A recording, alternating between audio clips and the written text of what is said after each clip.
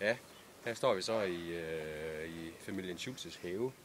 Forhåndværende boningshave, og vi håner det. Vi skal fjerne den her gamle busk her, som står i vejen for alle dagplejebørnene. Og til det formål, der har vi lavet et hul, så filmer her. Vi lavede et hul dybt ind under roden, fordi vi fandt ud af, at vi kan ikke grave det op.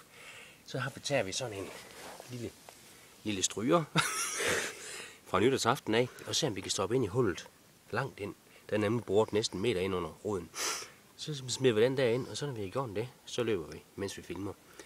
Og så ser vi, hvad der sker. Jeg tror egentlig godt, man kan tænde sådan der, så bare lige smide ind i røret der. Bare på, fordi lunten er lidt knækket. Hvor? Men jeg tror godt, den kan tænde alligevel. Ja. Ja, det skal nok. Plejer den godt at kunne. Godt. Okay. Nej der. Hvis du sætter dig over, Jonathan, ved legehuset, så kan du filme lige hen over taget der. Peter, han går med. Så tæller jeg, så render jeg over bag ved æbletræet. Ja. Ja.